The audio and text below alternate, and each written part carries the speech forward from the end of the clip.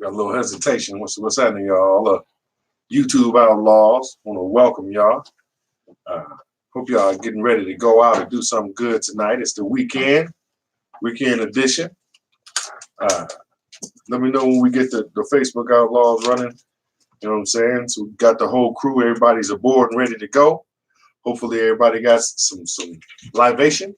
Stay hydrated, right? Yo, let me do that one more time. The People's Network presents Outlaw Radio. All right, we got Saturday night edition. So y'all pull up a chair, turn up the amp.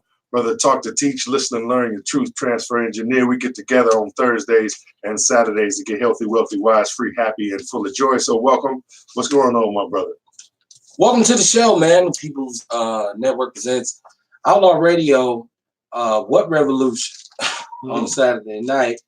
Laid back, man, enjoying it. Temperature went up a little bit. So some of the snow actually did melt on the side. Yeah, hit like, hit share, hit follow, man. Let people know the show's on deck. Shout out to brother Kamar Carter. What's going on, bro? He's not here tonight with us, but it's myself and brother Talk to Teach, Listen to Learn. Yes. So strap in for some conversation tonight that we will have about some of everything. As usual, the show is subtitled "What Revolution." We'll get into that as we move along. I did want to shout out, 3041 North and Mr. Terry for his birthday. 5-star. We usually do the weekend rundown on Saturday nights, but I wanted to talk about revolution tonight, so I just had to attach like a subtitle to it. Okay. We'll still run the week down because a lot of stupid, crazy stuff happened.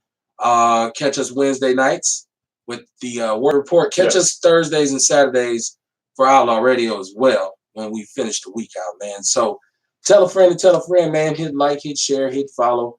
World-class smartass is in the building, man, saying what's up to the 414. Sorry. Northside, Capitol Drive, stand up, represent wherever you from. The show's interactive. Chime in, let us know what you think.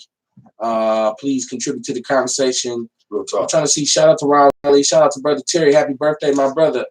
D.D. Simmons. Man, y'all get on 3041 North, and they got the floors done. It's beautiful down there, man. You spinning your wheels if you having an event, you don't go down there. That's nice. And deal with this brother, man. And they just got the award. So that's why we keep the logo hanging behind us. It's up there. What's good, brother Talk?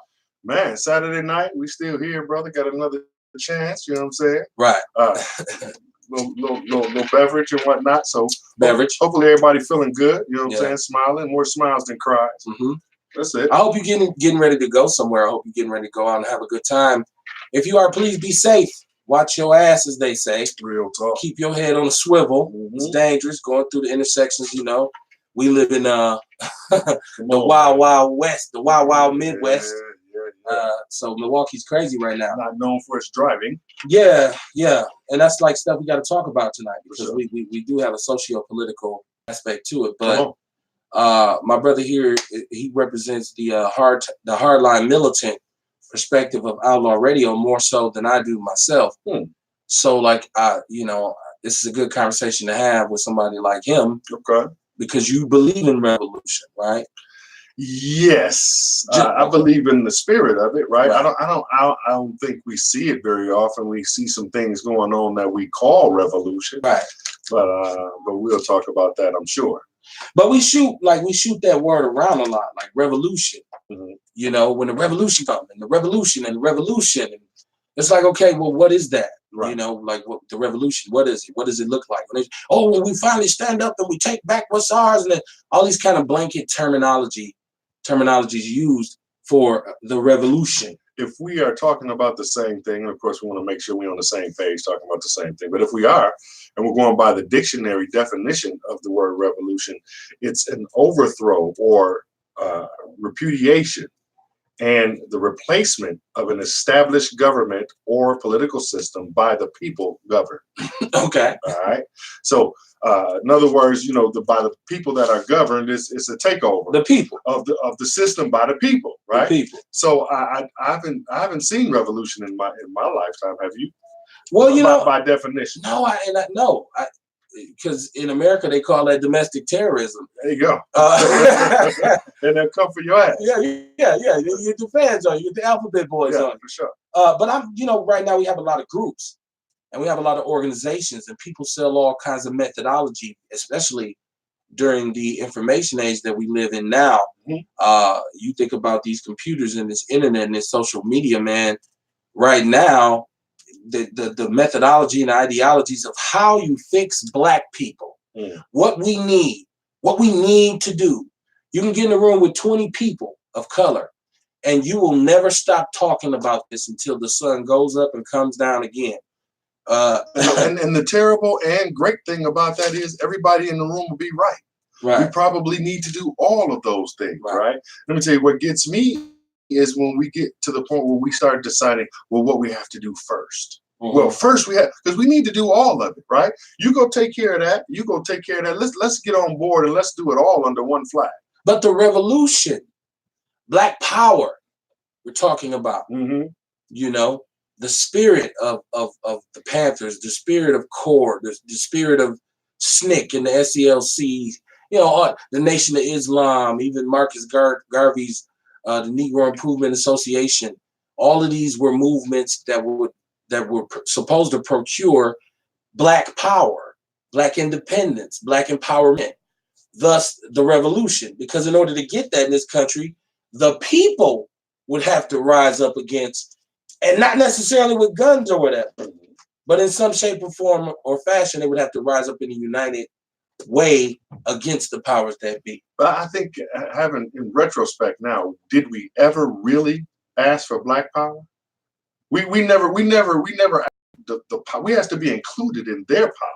Well, we never asked for our. We asked for inclusion.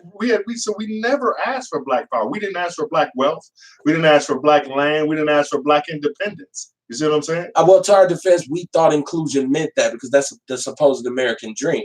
Well, but like I said, in hindsight, we see that was never their intention. Correct? Well, you know, I think it's something that they left out.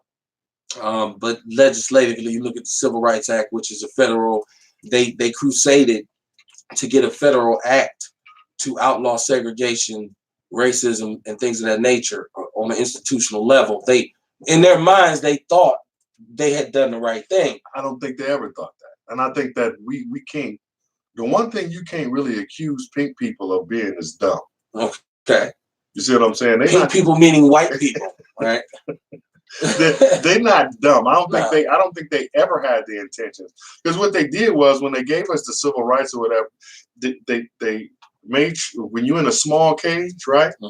And then they let you out of the small cage, and it take you feel real free because you know some of the restrictions are gone, but it take you a while to realize you just in a bigger cage. Right. You never was free. You see what I'm saying? So while they did that, they went and ratcheted it up in other areas, mass incarceration, you know what I'm saying, what they did with crack cocaine, on and on and on, man. You know the story. Well, in 2019, what revolution is coming? Like when you get with these groups, when you get with the Hoteps, the woke people, you get with the LGBT, you get with the Panthers, you get with the Nation of Islam, you get with all these groups. They're supposed to, they talk about a revolution. They talk about a moment when we struck, you know. But it won't matter because they can't get with one another. Well, I'm saying, well, what revolution, where's it coming from in 2019 for people of color? What revolution? There is no revolution in 2019 for people of color. Now, the revolution is dead, according to Jason. Now, this is what I'm saying. Not asked to say that there are not revolutionaries. Okay. You see what I'm saying? There's some brothers out there and some sisters out there that's really, really trying to do what they know how to do, and their intentions is golden. Yeah. You see what I'm saying?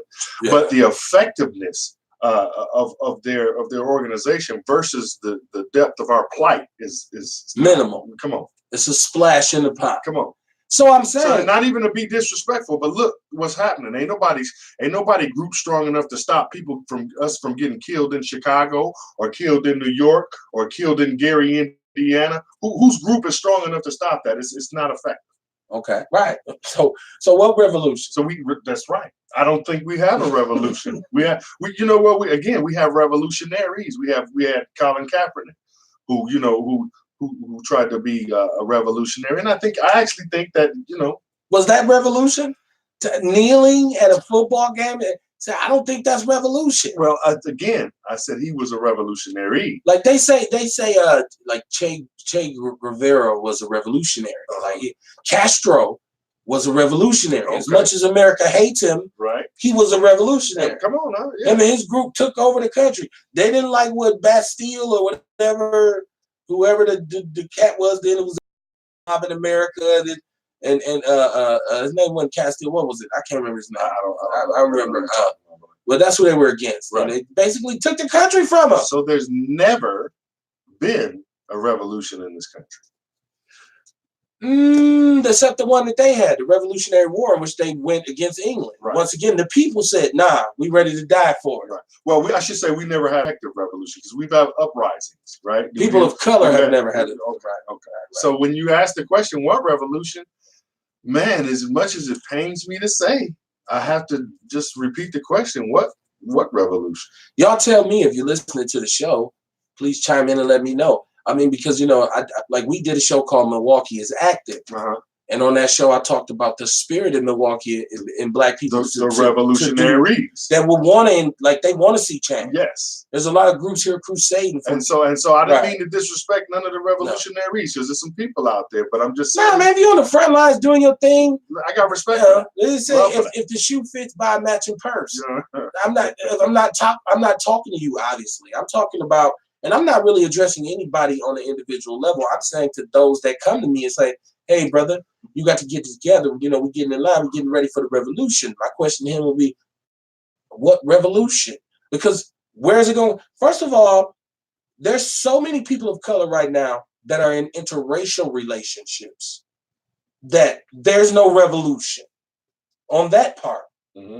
There's so many people of color right now who don't care about the people of color that don't have anything. Right. What revolution? As long as they get some. There's 6 to 7 million Black conservative Republicans in this country. Black city officials. Right now, that'll tell you they love Donald Trump. These are Black people. You can dismiss them and say they all coons. 7 to 8 million coons. Unsavable souls. So are the ones who like Obama coons? Is Obama a coon? Well, was Obama a revolutionary? Well, hell no. Y'all tell me. Revolution was Obama was part of the government that revolution needs to take place against. Obama was a Zionist. We know that. Okay, so really, other than demeanor, how's Donald Trump different? From I think at the end of the day, they both might end up doing the same amount of things for Black people. As a matter of fact, Donald Trump may end up having done more. Well, once again, the Black dude just looked cooler at all of the shit he do. So even when he doing dumb shit like bombing kids with drones overseas and nobody even knows about it, it looks cool. Trump is just like, no, fuck it. I bombed some people this morning. Next. So again, so if you take their personality out of the equation, because we just called the Black Republicans who like Donald Trump, we just called them coons. We call that. When the fact of the matter is, Donald Trump probably will end up at least, if Donald Trump does one thing that's specifically designed to help Black people, he would have done more than Obama did in both terms. Oh, and tell me I'm wrong. You ain't. You get, like you said, you get no pushback from me on that. No. So revolutionary? No, Obama was not a revolutionary. Like you said, he was an image that they pushed forth, and he was a cool Black guy. Fred Hampton was a revolutionary. Yes, Fred Hampton was. I think to a certain degree, Mike McGee Sr. was a revolutionary.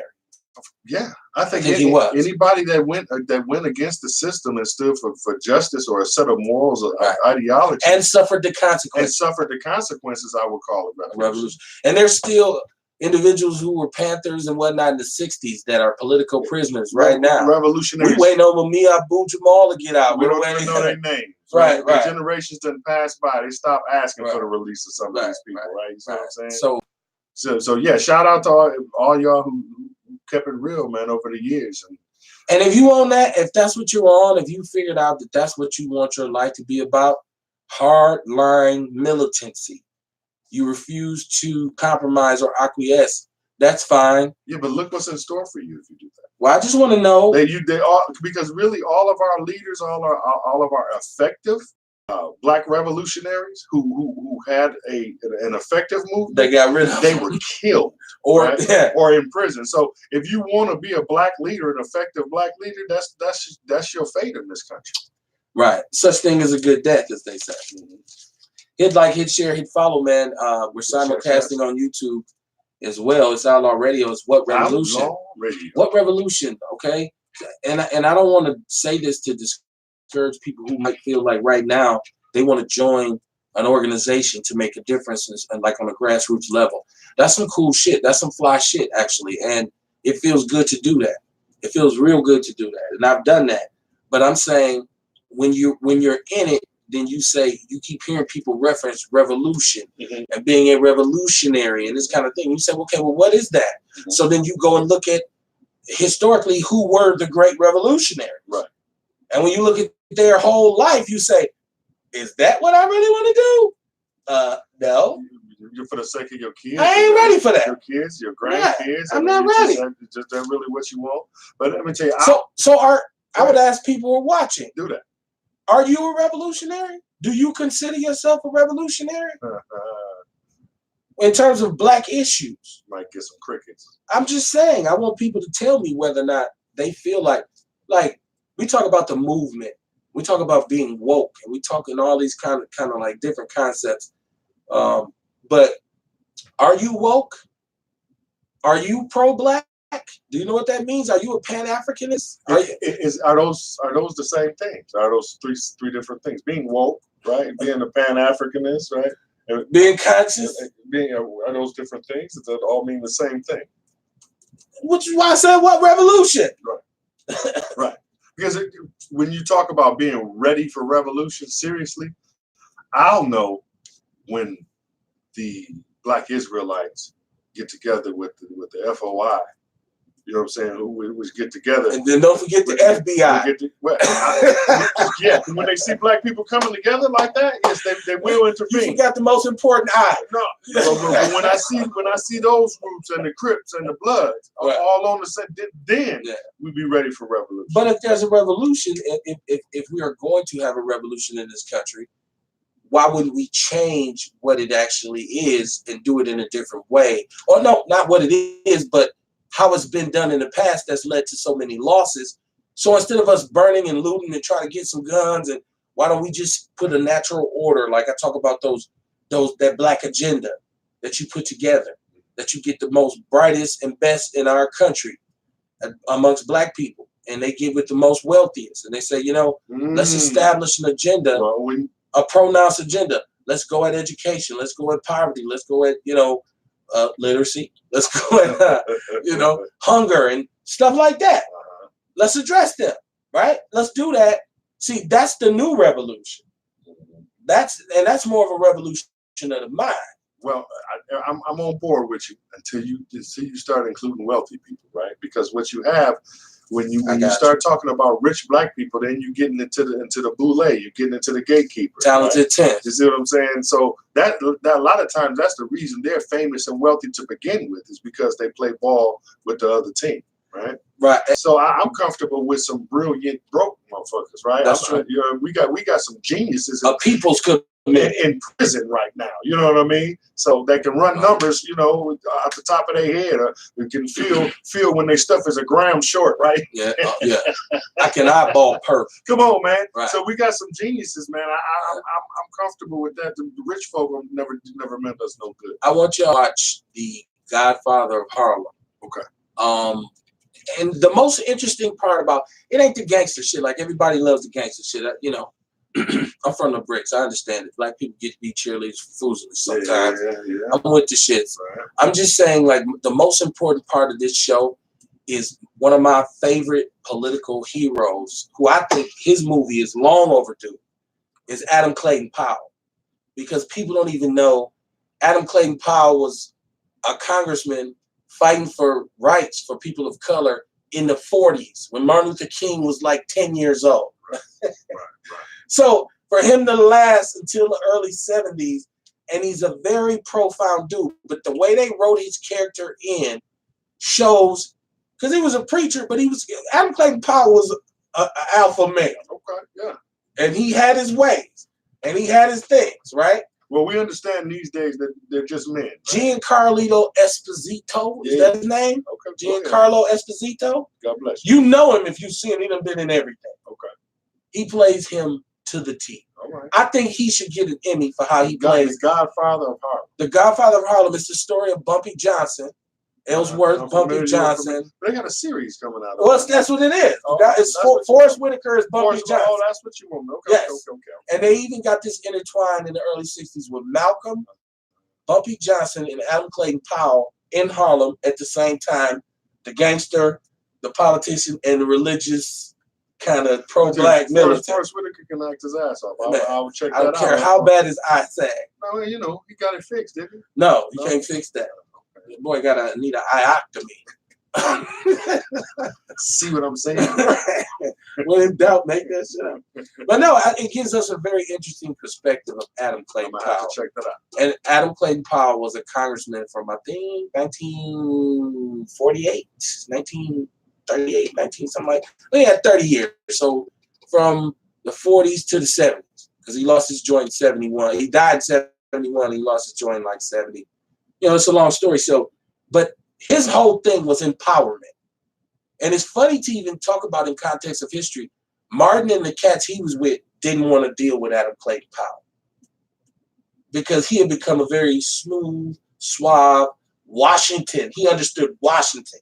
He was playing politics. He was a politician. Okay. And he was uncontrollable because he knew he had been the first one. So it's actually a shame people give Martin Luther King more props. Adam Clayton Powell got more legislation for people of color passed than any sitting black politician ever has. Look it up. There's not one who's been able to do what he did from 1948. I mean, everything from just being able to sit in a restaurant in Washington. Because when he first went there, the blacks couldn't even eat in the same restaurant as the white congressman. You still had the Mississippi, Tennessee congressman who said nigger and coon and all that. They said that shit openly on the Senate floor. He came, light-skinned, DeBarge-looking cat, like, nah, we ain't having this shit. You know what I'm saying? So you gotta look him up. Oh, I'm gonna check that out, man. That's what's up. Yeah, it's a great show, man. It's a great show. So check out The Godfather of Harlem. But I go back to that, and even then, because one integral part of that is Malcolm X and his religion, and they show the beginning of the end of his relationship with Elijah Muhammad, right? So was Malcolm a revolutionary? I would say no. He was a revolutionary. Was Martin Luther King a revolutionary? I think Martin Luther King was a revolutionary by definition of the word. Okay. Yes. I think that the story of Jesus. I think Jesus was a revolutionary. Made him a revolutionary. Mm-hmm. Which is why I don't understand what the hell these black pastors doing in the black churches that's following the pastors while they're telling you to be like Jesus and they're not revolutionaries. Well, I'd like to. Usually we get my brother DeAndre Love. We got to get somebody else who represents the cloth to come in. One thing I don't like to do is trying to attack, the black church. I would like to have a representative from the church. Well, let me tell you, I've been in the church long enough to feel like a representative. They certainly have enough of my money, you know what I'm saying, and some other things. So I feel qualified to speak on my experience with the black church. Now, I am generalizing, and so nothing is 100% everybody. There are always exceptions to the rule. Always. So that's a given. But generally speaking, I'm correct. Right. Well, I think, yeah, and I don't disagree with you that there's some great ministers and preachers out here whose main intention is to teach and enlighten people with the word of God as they understand it. I do not deny that, but I do think that there are some opportunists, and some politicians, and some players and some hustlers who also run that same game. And even in terms of revolutionaries, I think you have some true. That's not revolution. Well, hold on. I think you have some true dedicated soldiers who want to see black empowerment and revolution. And then I think you have some hustlers. Through church? No, with the revolution, even on grassroots. I think even on that level, I think you got some cats that's really revolutionary. Then you got some slick willies who like, we just gonna sell enough dashikis, you know what I mean? Like, because that's part of it. I don't think there's no revolutionaries. And again, I'm saying no, there's always an exception to the rule, but there aren't many revolutionaries in church. Okay. That's not the church's job. The church's job is to pacify you and settle you down and keep you in order. That's why you have the most churches. Interesting. The most churches in the worst neighborhoods in every city, in every state in this entire country. Okay. So it's by design. It's not. It don't happen by coinky dink. You know what I'm saying? So that's not. Did you just say coinky dink? I did. It's not a church's job to change the community. That's why if the church had all this power and the God was moving and doing all of these things, wouldn't it reflect in the neighborhood where the church is sitting in the middle of? That's interesting. You're saying if they were doing what they are supposed to do, the surrounding area wouldn't be in so much blight, not just the church. Right. You see the what church, I'm saying? just not the church. The whole neighborhood. You got churches like the Potter's House or whatever that is. That's in Atlanta. It's this great grand building sitting in the middle of squalor of below standard neighborhood. Okay. You see what I'm saying? So if why is it not affecting? Why is it people come there from all over the world? Right. What they're doing to help the community, the immediate somebody that's across the street down the block that is in need. Right. Hey, if you go to church, that's what I'm saying. If you go to church and you watch this, but you pay your tithes. I'm saying we keep revolution is such an easy word for us now because it's kind of like a cliche. Power to the people. Hey man, stay black, man. You know, black power. Like those are. And we don't understand that a lot of this stuff has actual meaning. What is black power? Like, once again, I go to Adam Clayton Powell, who gave a very, very, very, I used to play it when I can't really play audio clips now with how we do the show because it's, coming soon. Well, it'll come. But I used to always play this clip of Adam Clayton Powell, I think in 1962, talking about what black power is.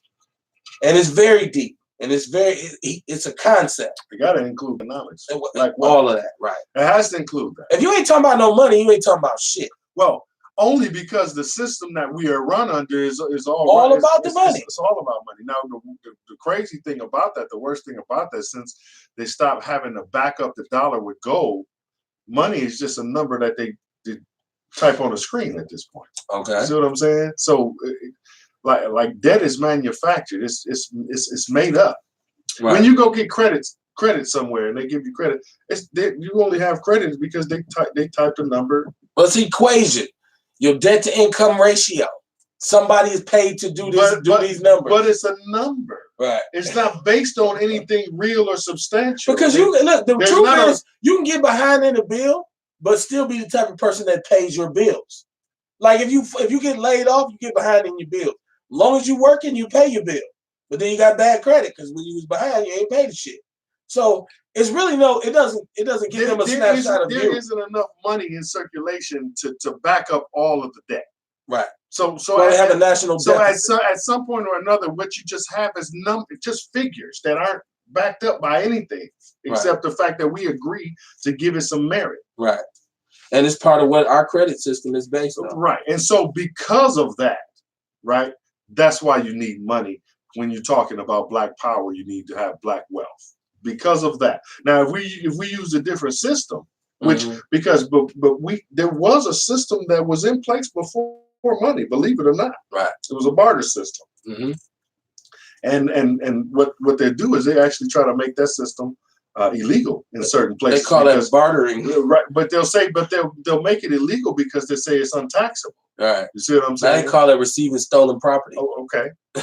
I mean, whatever they're gonna do, they're gonna figure out a way because they have to be able to incorporate that dollar. So yeah, that is why. Other than that, I don't want to give money too much credit, too much importance. But if this is the system that we're gonna agree to live under, then we gotta have it. And that's why I say, y'all let me know. I want to know what revolution. So let's just if we're not gonna have it, if it's not gonna actually be a thing. Let's put it to bed and then stop saying it. Invest in something else, like because when the revolution comes, I'll be like, bruh, just call it what it is. When inclusion comes, see, and that's another thing I think that needs to happen before in order for a revolution to take place is you got to pick a side. Like you mentioned the interracial relationships. At some point, you're going to understand that there are sides here. What side you want to be on? And I don't I'm no hard feelings if you want to go over there with Becky. Right. I mean, that's your wisdom. That's what you do. But claim that, proclaim that's your that. wife. Do your thing. Right, man. You better. But just let us know so we can know who you are. Right. When it comes down, what you gonna be over there. You just dropped the bomb and pick a side. You got to pick a side. It's gonna come a point where you got to pick a side. To tie the knot on the bow about revolution is to go with what my brother just said. Pick a side. Are you with us or are you against us? And no hard feelings. No, whatever you decide, because it's all money. So I'm saying pick a side and be honest about whose side you're on. Like, let's stop trying to play each other. Be honest with yourself. Yeah. Because I'm in the house where I'm just doing my job. I'm just here so I won't get fined. I'm just doing my right. But you know what? But if you just doing your job has a negative effect on the black people and the black community, then that's not an excuse. It's hard to think black when the whole world is green. But then you pick money is my ally.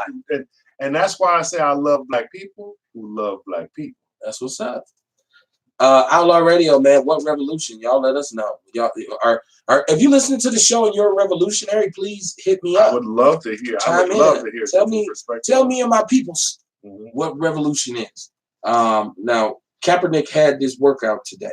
And I don't know if we talked about this on Thursday about the Kaepernick thing. We did. People were saying, well, this is Jay-Z the one who got it for it. No, we did, because I'm gonna tell you how we know we talked about it, because I remember saying that, number one, it's a tryout. How does a quarterback who's been an all-pro, been to a Super Bowl, led his team to a Super Bowl, has won enumerous of, and you realize that's a black number, right? Enumerous of. Black people say that. He done won enumerous of games and championships. He has a tryout. There are quarterbacks in the NFL right now who had retired, that were working regular jobs, gym teachers, and they gave them another shot and brought them back and they became starters. The quarterback we just played against from the Carolina Panthers, who just played the Packers, was out of football when the season started. And he was done. Like, I retire. I'm good. I'm over here. Kaepernick is saying, please take me. I don't see the victory in this. I don't see where this is a good thing. Now, he had this tryout. Supposedly, Jay-Z was instrumental to this. And then we talked about also, should he kneel if he does get to come back? I said he should kneel. He should not kneel. I don't think he should kneel. I think he made his point. No, I don't think that. I think it's people still getting shot by police. That's true, but I think he made his point. Okay, and his point is that we need to do something about brothers getting killed in the street by police, and that hasn't happened. So I say he should continue. I'm just saying I want my old job back, bro. Because one thing about it was, for as big a sacrifice as he made, it still didn't stop. First of all, it didn't stop. That's right. Right. And so it didn't stop. So we shouldn't stop. Right? At what point do we get comfortable and say, that's enough money, you can keep killing us? We shouldn't, but what he should do is just play football and still do the social justice causes. And kneeling was one of the social Well, that's what set it off. And let me tell you, there's a reason why he's getting a tryout. See, as much as they want to tell you it's collusion, as much as they want to tell you it's Jay-Z, first of all, he won his collusion case. Yes. You see what I'm saying? So they, according to the court system, they conspired. I know conspiracy theorists, I know, but they conspired. Well, you're talking some real legal shit they now. Conspired. Well, it was before it was legal. He won a court case. Before it was legal, it was a conspiracy, right? But it was still true. Yeah, they call it collusion. So it's documented that they're doing it. But so even more than that, they want to tell you that the ratings are not hurting. They want to tell you that it's not making a difference. If you watch the game, you can see the empty seats in the stadium. Right. Pay attention. You can see empty seats in the stadium. Don't tell me that their viewership is not being effective. They're ready to bargain. Come on in, we're losing money. You know what? I want to see the brother play again. As a football fan, I want to see him play again. But my biggest thing is I don't see this as a victory for us. I don't think that this is revolutionary. I don't think he's a revolutionary. I think he's a football player who was convicted by something. I'm going to say this. Nothing Jay-Z is involved in is going to be revolutionary. Not well. Because Jay-Z is a gatekeeper. At this point, he is. So anything Jay-Z a very well compensated gatekeeper, and with all gatekeepers are. Yeah. And let me tell you, as much as I advocate for him, Bill Cosby was the gatekeeper too. He was too. Pound cake. Okay.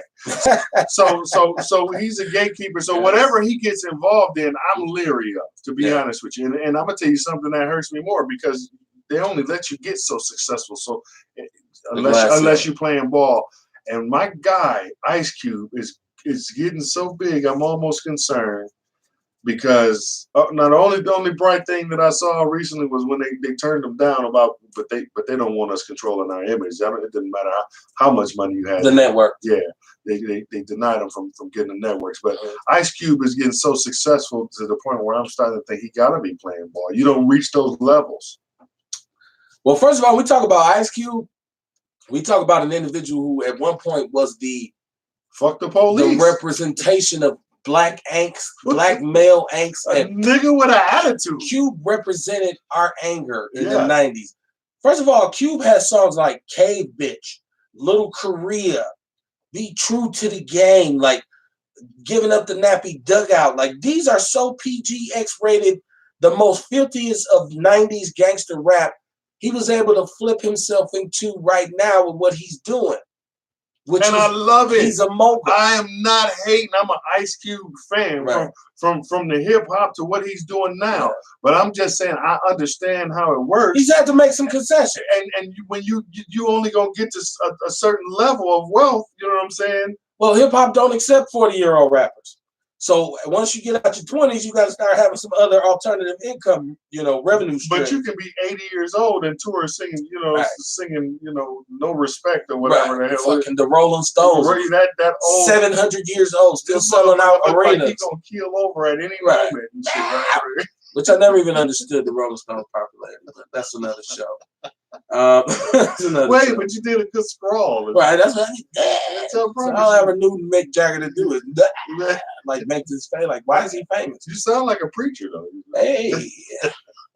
So one thing, like, since I said we run down the week with this, and I'm still sticking to my scripts. Come on, man, that's what's up. If you know somebody who's a revolutionary, or if you're out there now and you're an activist and you consider yourself a revolutionary, holler at me. Call it. Let us know. Lace me up. What revolution?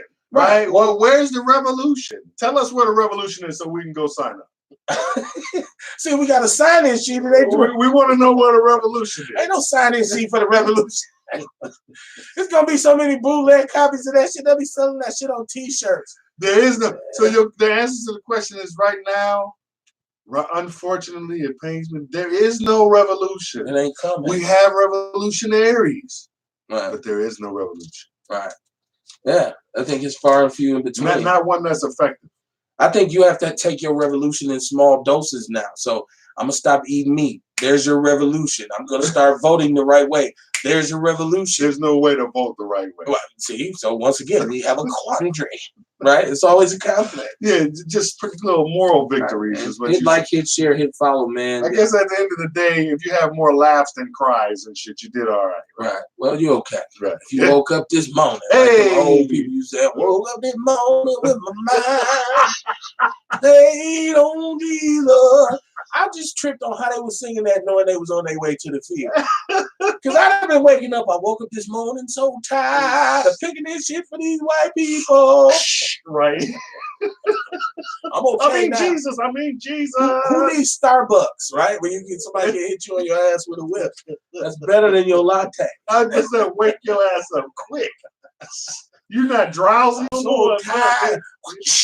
Let's get this shit. Yes, sir. Let's go. Yes, sir, boss. Get the job application, sir. All right. Hey, man. Now, Veterans Day was last Monday. Veterans Day for me. I didn't serve in the armed forces. And I'm just going to be honest. Like, there was my mother was just high armed forces for me growing up. And I have many uncles. I have uncles who served in wars, World War I. I have uncles who served in World War II, Korea. I have cousins who were deployed, Grenada. I don't know if we got any Desert Storm youngsters. But we did at one point that was a part of my family. So when I seen Veterans Day, I said, well, how should Black people process Veterans Day? Like, even if you go all the way back to the origin of it with us, fighting in the Revolutionary War. We did that. We helped them. No rights. We did the. We fought for their rights, but no rights. But not ours. Revolutionary rights. Well, y'all won and empowered slavery. What part of the game is that? The War of 1812. We fought in Buffalo Soldiers. No rights. The Civil War comes. We win. There's promises, but no rights. Vietnam, World War I, World War II, Korea, Black people go fight and lose their lives, no rights. Black men come home from Korea in 1950 and see the worst socio-political situation for Black people that you could ever imagine. A lot of them getting lynched in their army uniforms. Hello. Okay, so we fast forward to Vietnam, and brothers went over there and really got screwed. And even the Viet Cong was dropping a leaflet saying, "Black man, go home. It's not your war." Real talk, and it wasn't. We've never called you nigger, and it wasn't. And that's why you have brothers like Muhammad Ali said that. Right. They never called me. Viet Cong ain't never called me no nigger. And see, this was a subject I really kind of dreaded that you was going to bring up. Right. What revolution or Veterans Day? The Veterans. Okay. Veterans Day. Because I'm torn, because I understand the plight, the aim, the purpose, the intention of going to the military of Black people. Some Black people who went to the military thinking they were doing good, right? And so I don't even get on my grandfathers or great grandfathers or ancestors. They made use of what they had, what they knew to get done what they needed to get done at that time, right? And so, we have the benefit of hindsight, we have the benefit of technology, and so I never mean to be disparaging to those people. Yeah, you don't want to disrespect them. I don't mean to disrespect, but now having said that, don't take it all into account. Having said that, the bullshit that I see about this bullshit, this veterans protecting our rights. Listen, nobody in my lifetime fought in any war that was protecting our rights. Nobody was over here threatening our rights. You know what did happen in my lifetime? We went over and we violated a whole lot of other people's rights, killed some babies, raped some women, stole some oil, stole some land, and empowered anti-government people to do just all kind of dirty shit. Right. We went over there, we killed Muammar Gaddafi because he was trying to eliminate the dollar and unite Africa, the countries in Africa, to make their own money and so on and so forth. So this bullshit about I need to honor you because you've been protecting our rights. Listen, I don't mean to be disrespectful. Anybody I can't imagine losing a limb or whatever for what you did, thinking that you were right. But hindsight is 2020. You weren't right. You weren't fighting for anything but oil, money, or land. Nobody ever threatened our freedoms. That's ridiculous. I feel I shouldn't say ever, but I feel a little bit better if the sacrifices that we made fighting their wars or whatever was even what was part of the equation for reparations. To say, regardless of how you've even treated us, we've still been the first ones to say, we'll go fight your wars too. How do you not acknowledge that? Like, you don't, it's not even acknowledged. Like, how do you not? You talk about legitimate wars where there were Black units and Black soldiers and they didn't even get their medals. They died. They reward them posthumously. Like, brothers who... And you honored them in front of their great-grandchildren, right? Like after this cat been gone, right? Yeah. Like, he's been gone. Devils, man. So I want to shout out to all the veterans, man. And if you went to the army and the military, like I don't have, it's the utmost respect. I didn't go to the military because, like I said, my mom was just so anti that it was just ingrained in me from day one. You don't go fight the white man's war. Hello. You ain't going over there and dying for him because they don't give a shit about us over here. Over here in your own damn. If you want to fight and defend somebody's damn rights, this right here is the place you need to be doing. You want to do what revolution? Right. So Oprah, y'all building schools. You and Serena them building schools in Africa, and meanwhile they got empty school buildings in Chicago. Listen, if that don't tell you something right there, it tells me what revolution. It tells you they won't let you spend your money over here. Yeah. If you want to do something for black people, go do it over in Africa. Right. You won't even do it over here. I got somebody saying something to me in the YouTube chat. I'm trying to gig that up right now. All right. My top chat over there. All right. I don't know what's wrong with my computer. Hey, you ran the one guy off, dude. What was his? Well, no, he's around, but our YouTube, we just pop on Facebook a lot harder than we do on YouTube. I wish all of the people from Facebook would just go over and just subscribe to subscribe to the YouTube. Right, no doubt. Do that for us, right? Yeah. You know what I'm saying? The numbers is weak over there, and we don't, we do pretty good. I don't do the best job of promoting it either. Well, so. We got over 1,000 Instagram followers that we ignore we ignore them too. Yeah, so apologies. I'm an asshole all over the world. He is, not just in Milwaukee. I second that. I see Kevin Hussey. I see Wayne Richards over there. Oh, Kev, what's going on, bro? They're on the YouTube joint. Wow. On the YouTube joint. Don't get in trouble now. Well, come on, Sam. Don't get in trouble now. So, like my thing with Veterans Day is, if you went over there, especially if you got maimed or crippled or whatever, and you called yourself really over there, trying to improve your life, make a difference for the country, whatever. Shout out to you, man. That's what Veterans Day is for. And you deserve to be acknowledged. But I'm just saying, me personally, I question the usage of our military. I think that our military has kind of made it worse for us on a global level, but it's not their fault. It's that they are just pawns to the government, and you move globally based on money. There's so many clandestine organizations affiliated with the military, from the CIA to private contractors to FBI. To undercover things that don't even go in the books. Right? The military is the reason why. It's the way they were able to initiate the crack epidemic on us. Okay. Because they utilized the military to procure certain powers in South America and be able to get these drugs. And you were then playing a global political game because you didn't want communism. Supposedly, you didn't want communism in South America. So in order to get them weapons so that they can fight revolution, you let them sell the cocaine up here. And that's So when we talk about thanks, Ronald Reagan. Right. So we start talking about military, to me, I do this. I do this when you say military. Again, and I don't mean to disrespect no individual person that tried to do the right thing by going to the military. Man, especially if it can change your life. But if you're listening, you got a college grant and all that, whatever you need. GI Bill. I ain't mad, but I'm just saying, look, acknowledge and be honest with what's going on. Yeah. We see Lena's ramping up her assault Barrett. Hey, Lena. Right. Shout out to Lena, man. She's been on the show a bunch of times. Yeah. Like people like, well, why don't you go get this person? Like, I'm not an ambulance chaser. If you running for an election, and you want to talk to the people that I talk to, holler at me. Like, I'm not, for lack of a better term, I'm not what you call in the hood a dick rider. But wait, Lena was on the show. It's archived. Lena's been on my show. And Lena, I got much love for Lena. Man, no, we had a great time. Yeah, all the time she's been on here, I've had a great time with her. Yeah.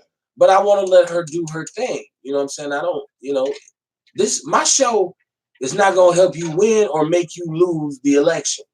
You never know. Well, but when you want to talk, holler at me, Lena. And, any politician that I've ever supported, I'm not going to say your name, but the people who've been rocking with me for a long time know I've had a bunch of politicians. No, I ain't got to say nobody's name.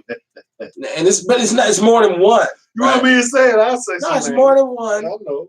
I'm just saying I'm cool. Like, you know what I mean? Like, if you want to come on, because what I do is once you become in the powers that be, I just go find the latest up and coming cat that is who you once were. And I support him or her too. And guess what? He's fighting against you because he's asking the question, what revolution? Right. Well, what revolution? Yeah. If you're a politician out here, you shaking hands and kissing babies. You ain't part of no revolution. You ain't no revolution. Not at all. What revolution, brother, Mr. Congress? And I think that's the difference that I like about Adam Clayton Powell versus most of the other politicians, because it says he was the first one and he had to break through. There was a revolutionary tilt to it because he was fighting hard. Okay, I'm learning about that. Now, as he got his paper and his wealth, he assumed the same position of now I'm a because he was probably for a long time people considered him the most powerful Negro in America. Okay, and this man was fighting 20, 30 years before Martin. I know people like, why you keep talking about No, because he must be. I'm gonna look him up. He's one of my heroes, man. Especially if I can go on Netflix. And you know what? I'm riding with Lena, and I love how Lena's getting aggressive towards Barrett because that's what needs to happen. Something that should have been happening, right? Yeah, I love it, and I hope she continues. And when she get time, she can come on the show, and we'll chop it up like we always do. That's my sister, regardless. The rest of you cats, come on, son. You gotta holler at me. On some real shit. You gotta holler at me. Not, not for nothing, as they say. Let's talk about the real. And that's all I'm gonna say to those cats. Like, because other than that, because what I won't do is I won't never tear another black man down. But I also will not fuck with a black man too. Well, let me tell you something. Listen, I love black people who love black people. All them other cats, not so much. Okay. Right? So if you're a detriment to the black community, I don't give a damn if you're purple. Right. You know what I'm saying? You gotta go. You blue black, right? My mama used to say, your ass go in the wagon, come too. Your name could be Kunta. You know what I'm saying? I'm gonna call you out. Shout out to my brother Dre Day. He says, love Lena. What's going on, Is Dre? it true she is advocating for firearms to be taken for a restraining order with no evidence? You know what I'm gonna say about Lena is engaged in a lot of bipartisan legislation. What that means is in order to get something, she's given something. So she is one of those people who are it's big on her to go against firearms. And I don't know if she advocates taking people. That's something we had to ask her on the show. Right. But I do know she is pro gun control. Well, here, in other words, what I heard from that answer was you're probably right. You're probably right. But here's the thing. No, I don't know. I'm not. But wait. But she's not advocating. But if she gave something, to get something, at least tell us what we got. And it's all public record. See, you can go and look. Her record as a legislator stands. We need to. You can go. Where can we go look for Wisconsin.gov. Listen, write that down for sure. Wisconsin.gov legislative decisions. You can just Google that, and it'll take you to the state legislature and all through Congress and Senate, and it'll tell you what they voted for, the motions, who was against, who was. It's all public record. Let me tell you, and you should. For me, we shouldn't even vote without that information. We shouldn't. We shouldn't even vote without knowing who you voting for or what they've been voting for in the past, because they got a lot of money in their pack and they bombarded your television with commercials about some shit that ain't true. They've been doing some other shit the opposite for the past 4 years. So I think that's imperative. Oh yeah, man. It's all public information. Yeah, I like that. It's Outlaw Radio. What revolution? I see my brother Kevin Hussey on, who is a revolutionary. We're talking about revolution. We're talking about what is the revolution? Is there such thing? Revolution. My brother said revolution. There is no revolution. There's a revolutionaries, but there is no revolution. Right. And like I said, I think Kevin Hussey is a revolutionary. No doubt. But brother, where is it coming from? When do it start? But the revolution having boycotted one store successfully. And what should I wear? Not one store successfully. Every store is making more money than they was before. So we have revolutionaries, but there's no revolution. So Lena, go get your money. Go get at Barrett's ass. Expose the truth. The unfortunate part of this is Barrett has millions of dollars in his coffer. But I think if Lena can capture because this city is actually 60% minority, and she can capture the people, she has a dark horse chance. The hard part is going to be winning the deep South Side, because if you understand the North Side, how black it gets in its core, the South Side is just that way, especially the far South Side. Because just like we got the Northwest 76 and all that, they got South 76 and South 80. Oh, for sure. It's just an hour away. Just like there was a Northridge, there's a Southridge. Oh yeah, right away. Now there's no Northridge. Right. There's still a Southridge. Damn right. So what revolution, man? What revolution? Where's it coming from? Listen, I've been wrong before. Explain it. At least once, right? You know what I'm saying? Can somebody come and tell me where the revolution is? Where's it coming from? What city what suburb is black people ain't getting harassed or pulled over no more because of the revolution? Right. Is there revolutionary legislation in place right now in government that's going to set off a renaissance for black people? Is there? In which we will get the equality and the empowerment that we've been looking for so long. Outlaw reparations. Is that on deck? Is there somebody out here riding so hard and so structured for reparations that is on a revolutionary level? And it's not just something that 6 to 8 people. Legislative. I'm saying they got hundreds of thousands of people ready to ride at their beck and call. Louis Farrakhan to me is a revolutionary. Absolutely. And let me tell you, if you want to talk about whether or not there's a revolution, he's pretty close. Right. He's self-sufficient, self-reliant. He don't rely on the government. As a matter of fact, the government do everything they can to shut him down or kill him. You know what I'm saying? He's definitely anti-system, right? Would you agree? Anti-status quo. But here's the thing, and he maintains a particular lifestyle and dare I say even government amongst his own people. Some sovereignty in the Nation of Islam. Thank you, sir. There is. So we'll see. Now, there's another thing with Lakeith Stanfield, who is, I don't know, I'm a big fan of the show Atlanta. It's very funny to me with Donald Glover. It's a very funny show. But I'm one of them dudes who really loves very sarcastic, kind of like dark humor. So, like, I love Atlanta. I like comedy where you got to know something to be able to laugh about it.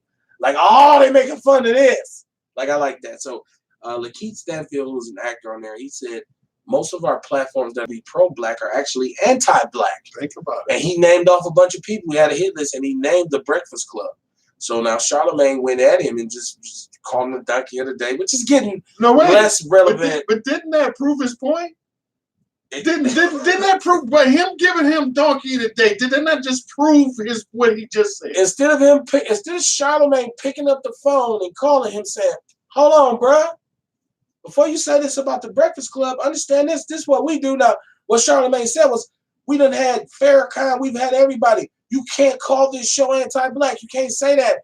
But I can have Farrakhan, but then the song that I play is "Fuck you, bitch," and the pussy in the ass. What song is that? Ain't you the hip-hop snob? I don't know that one. Shoot it. Matter of fact, I think that was your line. Oh, that was your song, Ken. No, I mean, so Charlamagne got at him. That's why I spit. Charlamagne got at him like we do everything possible to make this show pro-black. But I think the problem with this is you're still safe. The Breakfast Club is still safe. You know how you know that? Because it's still on the air. Exactly. And both hosts, both male black, those brothers. The one dude don't represent himself as being black. They're very pro-gay. Okay. Especially Charlamagne. Yeah, they're pro-gay, they're pro-Jew, how do you have a radio station if you're not? Like, you don't have a radio station? Okay, but those are not necessarily things that run in line with black consciousness or black empowerment. So Charlamagne got at him, but then he came back and said what you just said. You just proved my point. You just proved it. You didn't even listen to what I said. Because I named your show, did you call me? Can we say boule? Hey, well, Boule. So I thought it was very deep. I thought that was something that because, I mean, whether you like it or not, especially if you do what I do, which is rock this microphone. The Breakfast Club is the top dog right now. That's the top of the pyramid. So you listen to that and you see how they do it, and you say, okay. Well, I do now. So what was since I came on the show, like you had to show me some things or whatever when I first got. Like you was the one that began to tell me about who had the one mic and all that shit, like on the Breakfast Club, because you just automatically assume that Charlamagne is the top dog. Like, he is. Well, he is. Not according to you. Like no. You like who put him on? You was like, Envy is that's his show. No, Envy's a 2. The show is Charlamagne's show. Charlamagne is a 1 mic. Meaning that's not what you told me. No, I did. If you think about the conversation, what I said was Charlamagne is definitely the 1 on there. That's what I kept saying. You disagreed and said, I think Envy is the 1. You the one that told me that DJ Envy was the DJ for Jay-Z, Hip Hop Snob. I didn't even know that. Well, I say he was a mixtape DJ. I didn't know where the hell he came from. But so you told me he gave Charlamagne a job. No. Wendy Williams gave Charlamagne a job. Not on the Breakfast Club. No, DJ Envy had nothing to do with that. They were all brought together by that station. We'll talk. No, they did. No, so Charlamagne is the 1 mic. You take Charlamagne away from the Breakfast Club, what do you have? Angela Yee and DJ Envy. That's not the Breakfast Club. It's not. Charlamagne brings the whole flavor to the show because he's an asshole. That's been his whole thing. Well, and he's turned right. And he's toned it down enough to get so that the message will be received. But like I said, I think that the main thing Lakeith Stanfield was saying is because of your affiliation with the powers that be, you can't be truly free. Because you can't say, I'm against the force feeding of the homosexual agenda. You can't say that Jewish people live and exploit whoever or whatever so that they can stay on top. You can't say that. Off the air the next day. So I think Lakeith Stanfield was saying you ain't going to get no truth from something that's already bought and paid for. And in essence, what he was saying is, what revolution? Hello, somebody. Oh, you a black man. That's what Malcolm said when Martin got the Nobel Peace Prize. You need to look at this twice when your enemies is awarding you. You know what I'm saying? That's worth a You've done so much to keep the peace, but yet still it ain't none. Hey, because I do believe after he won the Nobel Peace Prize, we had the Watts riots, the New Jersey riots, the Detroit riots, the Boston riots, the Milwaukee riots, the Chicago riots. All that occurred. The long hot summer occurred way after he got the Nobel Peace. You know how you can see the boule coming is the first one that show up and be like, "Oh, we just need to calm down. Right. Everybody, take it easy." You ain't shit. What revolution, man? What? How we gonna do this thing? We have revolutionaries. We have no revolution. Okay. A lot of people who are willing to get down. Don't deceive yourself. Okay, right. So that movement is harder to get popping than you think. Wait, what are you willing to give up? You willing to die? Because if you're willing to go to prison, because if you're part of a revolution, that's what's going to happen to you. Right. Right? You're going in the building with a bomb in your backpack. If you're part of a revolution, a real effective Castro's revolution. Listen, some people died. Right? Plenty people As died. a matter of fact, let me ask you, what people ever got free without a bloody, war-filled revolution? The Jacksons. They're the only free black people. Let me tell you, because they did Mike so dirty at the end. I don't know that he got away from that. Like, Mike was like, "Smell my finger." It's the worst Michael Jackson impression you've ever. Smell my finger. You want some wine? I'm 8, Mike. Well, I just thought maybe we could play some video games. Right? Let me tell you, if I find out you was anywhere near Neverland, I know something. If I ever was, I wouldn't tell you because I would never hear the end of it. It would be never ending jokes. Kodak Black is on his way to doing 3 years. Ooh. Kodak Black, right? Yeah. Rap game swallowed you up. Yesterday you was talking bad on Nipsey's widow. And Kodak Black still got a face. He's a rapper, a young rapper who, you know, at one point he was trending upwards, and he really was on the verge of being. Dude with the red hair. Well, he was doing all kinds of shit. But Kodak Black was just from the gate. There's a school of hip hop that came out in this last batch with the Yachties and the Kodak Blacks and the 21 Savages and all these dudes who we all, especially as elders of it, looked at it and said that's all bullshit. Now they popped hard. They made a lot of money, but they're all having some fizzle out issues. 21 Savage, we found out, is an immigrant. He's actually from England. So, you know, and I like the youngster because I think he made some good music. Kodak Black has been in jail for 1.5 years. He just got 3 years on a gun charge, and he actually still has to face a rape case in Florida. He should call T.I. and ask him how to get out of that. Ooh, expeditiously. And who else was in that class? Yachty, they saying he broke, right? Like he's like bouncing checks on jury. So that whole go away. 6ix9ine was a job. Tekashi was in that group. We know that story. So when we all looked at it as elders and said that's bullshit and it won't last, I hope you youngsters have learned to listen to your OGs now. They don't. Well, I know they haven't, but I'm just putting it in a box so that you can hand that to your kids and say, "See, I told you all them niggas." But they told us too. Hip hop was a fad. It won't last 20 years. Right. They said that. But we had. Now I ain't even saying that it's a fad. I'm saying them dudes, that particular said that's all garbage. All that mumble bullshit. All that, the whole movement. We said that's bullshit. So it ain't about whether it's a fad or not. It's about that won't last because J. Cole's still popping. J. Cole ain't no mumble rapper. No, but he was in that generation. But he made hip hop music that even as an old head. Listen, right. You listen and I respect J. Cole. Okay, yeah, I think that's he gets preachy sometimes, but other than Kendrick, you say that the youngster can rap. Yeah, for sure. Yeah, they still thrive. And I got them on my playlist, right? Yeah, for sure. I had to throw that out there. And then we seen, I'm a football fan. Go Pack Go is the whitest thing you'll ever hear me say on this show. And it is. Very white. Go Pack, go. Go Pack, go. Say it in your Green Bay accent. Go Pack, go.